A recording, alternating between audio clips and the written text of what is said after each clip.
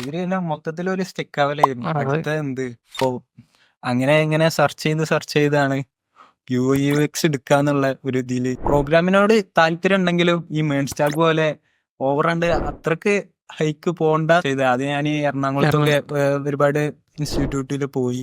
എറണാകുളം പോലുള്ള ഒരു IT ഇതുള്ള ഒരു പ്ലേസും നമ്മളെ നാട്ടും കൂടിയാണ് കോമ്പറ്റീഷൻ തന്നെ. അപ്പൊ എത്ര നല്ല നമുക്ക് ഇവിടെ ചെയ്യാൻ ബെസ്റ്റ് എവിടെയാണ് അവിടെ ചെയ്യാന്നുള്ളതില് അങ്ങനെയാണ് സ്കിൽസ് തെരഞ്ഞെടുത്തത്. ഇപ്പൊ നോക്കിയാലൊക്കെ ലിങ്ക്ഡിനിലായാലും അവരെ skills പോർട്ട്ഫോളിയോ ആണ്. ഇപ്പൊ ഒരു UXന്റെ നമ്മളെ ഇപ്പൊ പോർട്ട്ഫോളിയോ കണ്ടിട്ടാണ് ആരായാലും വർക്കിന് വരിക. ഇതിന്റെ മുന്നേ ഇത് കാണുമ്പോ നമുക്ക് ഭയങ്കര ഒരു ഇത് വലിയൊരു സംഭവമാണ്, ഇങ്ങനെയൊക്കെ ചെയ്യാ.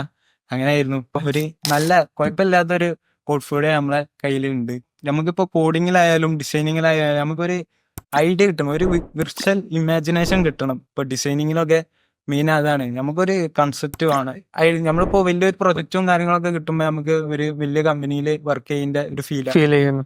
അപ്പോൾ ഇവിടുന്ന് കഴിഞ്ഞ് പോയിട്ടും നമ്മളിങ്ങനെ സ്റ്റെക്കായി നിൽക്കുമ്പോൾ ഏത് നേരത്തും സാറിന് വിളിച്ചാലോ അല്ലെങ്കിൽ സാറിന് മെസ്സേജ് അയച്ചാലോ സ്പോട്ടിൽ ഇല്ലെങ്കിലും അത് സാറ് ഫ്രീ ഏത് ടൈമിലും ഫ്രീ ആവണം അനുസരിച്ച് സാറ് റിപ്ലൈ വരും. അത് കറക്റ്റ് ഒരു ഗൈഡിങ് പക്കായിരുന്നു. പൊതുവെ നമ്മുടെ നാട്ടിലുള്ള ആൾക്കാരും നേരെ പോകുന്ന എറണാകുളം, കൊച്ചി, ബാംഗ്ലൂര് അങ്ങനത്തെ സ്ഥലത്തേക്കാണ്.